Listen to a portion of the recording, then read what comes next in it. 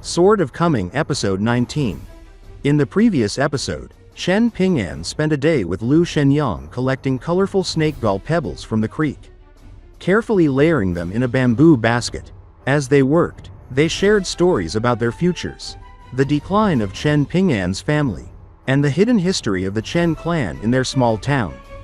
While Lu Shenyang dreamed of adventure and wealth beyond the town, Chen Ping'an remained grounded, thinking about his house, his parents' graves, and the promise he made to his mother. Later, as Chen Ping'an returned home, he noticed strange activity next door and discovered Ji Gui hacking at an ancient wooden figurine, hinting at secrets tied to valuable objects. Under the cover of night, Chen Ping'an stealthily retrieved a mysterious item from Ji Can's courtyard, only to find it was an ancient book titled Mountain Shaking, its contents and significance still unknown. At the end of the previous episode, Chen Ping'an cautiously presented the ancient book to Ning Yao, both intrigued and apprehensive about what secrets it might hold. What will happen next? Stay tuned. And the story continues. Mountain shaking? Ning Yao furrowed her brows, and she reached over to grab the ancient book. Surprisingly, however, it was pulled back by Chen Ping'an. For a moment, Ning Yao froze, a flicker of fury rising within her. She had never been treated like this before. She was Ning Yao, daughter of two 12th tier sword immortals, renowned as a prodigy in swordsmanship from the day she was born. After years of wandering and training, she had only ever tasted defeat in formal duels or spell technique battles. Yet no one had ever dared to challenge her character, her integrity, in such a manner. And this was just a book. Did she, Ning Yao, need to go through it by force or by trickery? Her slender eyes narrowed, and her hand rested on the hilt of her saber. Even in her quiet indignation, one could see the sharpness in her gaze. The strength she radiated, beneath the austere exterior, however, was a beauty that could not be denied, although her gallant aura always suppressed any delicate charm. Chen Ping'an, sensing her tension, spoke calmly, yet his words carried a subtle magic of diffusing the situation. Ning Yao, I obtained this book from Ji Can's house. Although I do not consider it stealing, I must return it to him eventually. Since we are friends, I am allowing you to read it, but I hope you will keep its contents to yourself. Ning Yao took a deep breath, slammed her hand on the table, and glared at him. Read through what? You can read it yourself. I am not interested. Chen Ping'an, unfazed, replied softly. But Ning Yao, I cannot read. Can you teach me? Her expression shifted, a chuckle escaped her lips, and the tension melted slightly. Are you not afraid that I will take advantage of you? She teased. Consider this. Ji Can is someone blessed with extraordinary ancestral power, far beyond even the natural sword talent of Lu Shenyang. This book is a treasure, hidden carefully by him. Do you not fear that I might covet it, or even take it for myself? Chen Ping'an merely smiled faintly, not offering any explanation. His calm demeanor intrigued Ning Yao, though it also irritated her. She gestured for him to sit beside her. Chen Ping'an hesitated, but eventually, he moved, sitting down next to her. Ning Yao muttered to herself, amused, about defeating 100 Chen Ping'ans with a single hand, imagining how the phrase could one day carry immense weight when he grew older. She chuckled quietly at the thought, completely lost in her own musings, while Chen Ping'an observed her with a sense of richness he had never felt before, as if her laughter itself were a form of treasure. Coming back to the matter at hand, Ning Yao picked up the book, flipped a few pages, and tapped the cover. This is a fist technique called mountain shaking. Within the cultivation world, you may refer to it as the mountain shaking guide, she explained. Chen Ping'an's eyes lit up with curiosity. And then? He asked. She fought the urge to roll her eyes. Flipping open the book again, her slender finger traced the lines as she read aloud. There exists an insect in my hometown called the Pai Fu. Unlike others of its kind, it spends its entire life moving mountain rocks into water. My fist technique does not aim merely at victory or defeat, but at life and death. It emphasizes intent over movements. Master all 6 stances, and one shall gain profound power. A single move can wound the heart and soul, though not as celebrated as the most supreme fist techniques. I believe the mountain shaking guide has its place in the martial world. Fated person, I hope you will honor and promote this technique. Ning Yao closed the book, patting Chen Ping'an's shoulder. Take care of it, she said lightly.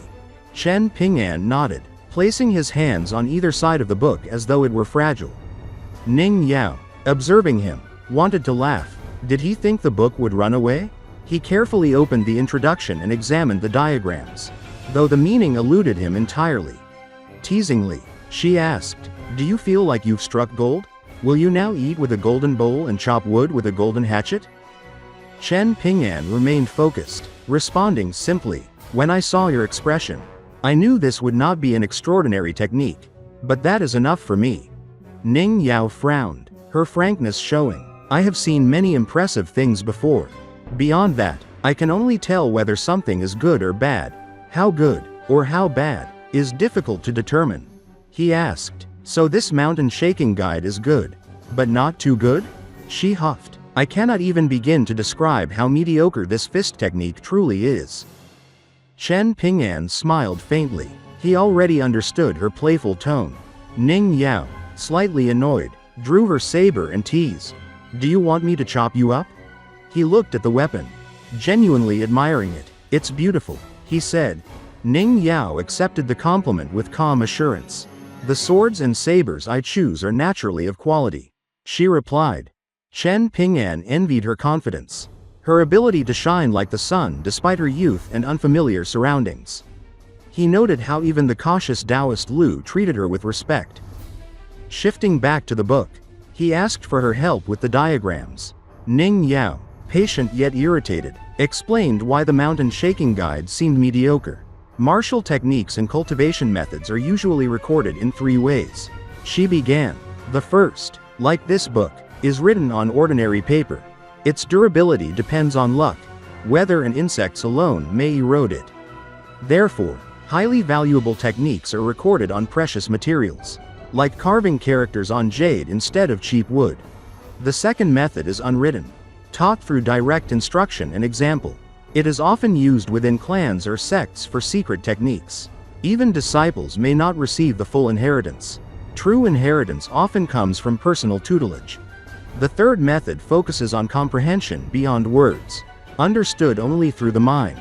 For instance, forces that came to the small town recently, like Kai Jinjin, or the Dawn Cloud Mountain sect, practice techniques that require spiritual resonance with the environment, like observing the sea of clouds.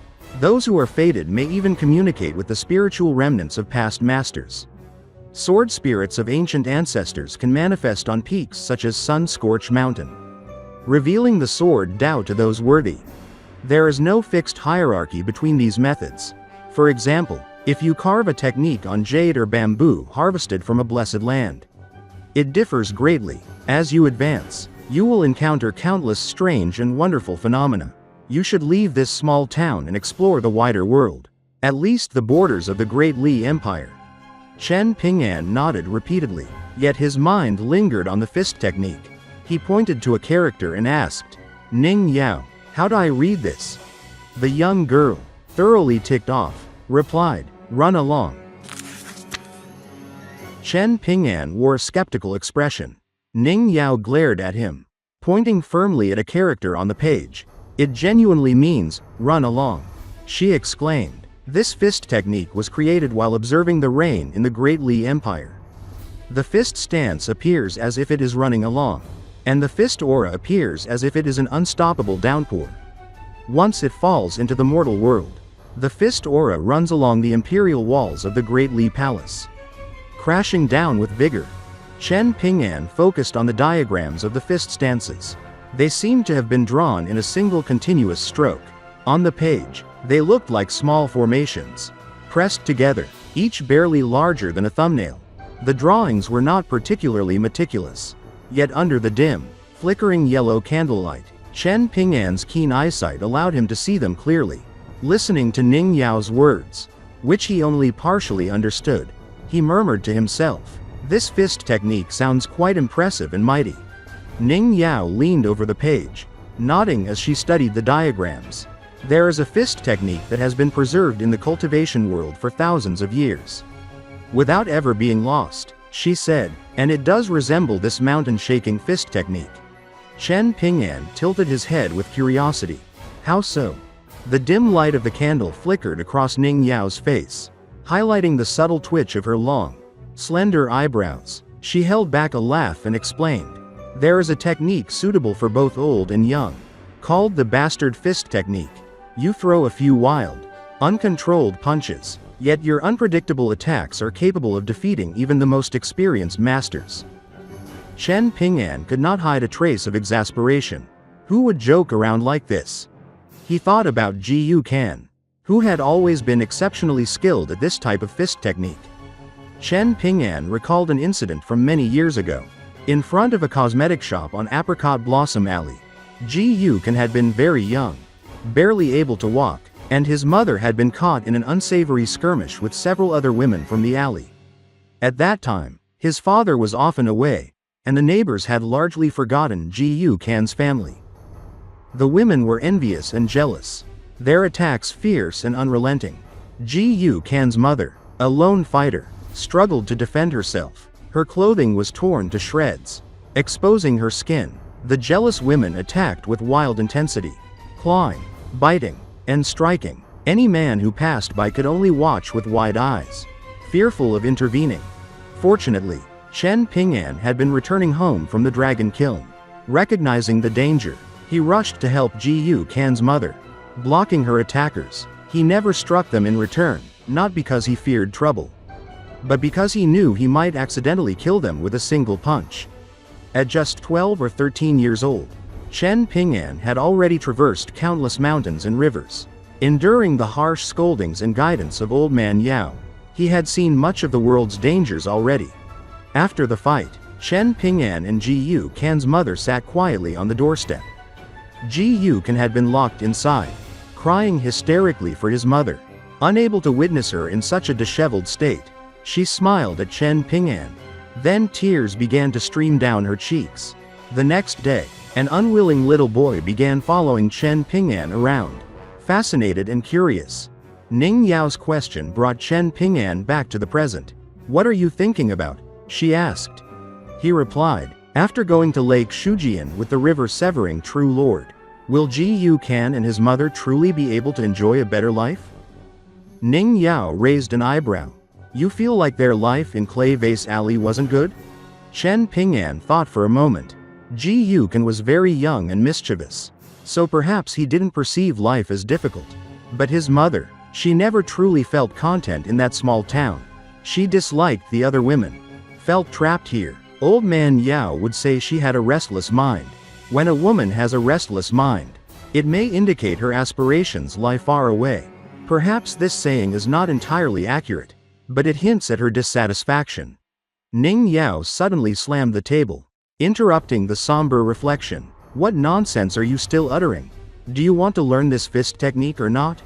Chen Ping'an flinched. Ning Yao, please continue, he said, startled. She huffed and said, there is no point in telling you about cultivation. It is impossible for you to become a cultivator. I can only teach you about martial arts. Chen Ping'an was about to speak, but Ning Yao continued swiftly. All martial arts are divided into 9 tiers. Some say there is a 10th tier above them, like the highest Go officials in the empires. With a brighter mood, she asked, Chen Ping'an, do you know what Go officials are? He shook his head. The highest rank for a Go expert is the 9th, just as the highest imperial official rank is the 1st. Ning Yao explained. Once every 100 years, a prodigy may be granted the 10th rank. They receive unique titles, peculiar privileges. However, the 9th rank Go officials in your Great Li Empire are weak compared to those in the Great Sui Empire. Only one person, called the Embroidered Tiger, is recognized as a worthy opponent by the Great Sui Empire. Do you know what Go is? Chen Ping'an nodded. Yes, I know some rules, though I cannot play. Song Jixin and Ji Gui have a set at home. Ning Yao seemed slightly disappointed. She realized her explanations were too convoluted. Each of the 9 tiers is like climbing to a new height. She said solemnly, even if you reach the peak of the 9th tier, it is as if you stand atop a mountain, but still see the slope of another mountain above you. Chen Ping'an reflected quietly, recognizing the truth from his own experiences. Ignoring whether he truly understood, Ning Yao continued, the 9 tiers are divided into 3 major tiers, the Physique Refining Tier, the Qi Refining Tier, and the Spirit Refining Tier. Each major tier contains 3 sub-tiers, and none can be skipped. Mistakes during ascension are forbidden. The firmer your steps, the better. Speed is less important than precision, unlike in cultivation. She explained the 3 sub-tiers of the Physique Refining Tier. First is the Clay Embryo Tier, rough and unrefined, like clay vase alley itself. At the consummate stage, one is like a clay Buddha, immovable yet carrying a faint aura. She descends to the Dantian, establishing one firmly in martial arts. Its essence is dispersing and setting, revealing talent and comprehension. Second is the Wooden Fetus Tier. Here, the body refines, meridians expand, creating wide pathways for energy. Like a narrow path widened to a major thoroughfare, martial aptitude is determined here. Ning Yao raised the snake gall pebble Chen Ping'an had given her, illuminated by candlelight. The third sub-tier is the Mercury Tier. She continued softly. Blood becomes like mercury, thick yet light. Qi and blood condense into one. Beyond this, one must face the tribulation called clay bodhisattva crossing the river. Success depends on skill and fortune. Chen Ping'an stared at the candle, slightly confused, his thoughts flickering with its flame. Ning Yao yawned, resting her head and arms on the table. These 3 tiers alone stop 80% of martial artists. Poor study books, while the wealthy study martial arts. Judging by your wealth and aptitude, you can count yourself lucky if you reach the 2nd tier, she said lazily. So how should I practice this fist technique? Chen Ping'an asked. Ning Yao raised an eyebrow. We will discuss it tomorrow. I am tired now. Then I will grab the basket and go collect pebbles. See you tomorrow. Ning Yao, he said. If you trust me, leave the fist technique here. I will check it for traps or missing information. She replied. Chen Ping'an smiled. Sure, but be careful with the book. I must return it to Ji Yukan eventually. Ning Yao muttered. How many times must you repeat that? Chen Ping'an chuckled as he picked up his bamboo basket. Ning Yao, don't forget to lock the door, he called over his shoulder. The young girl waved lazily. I know.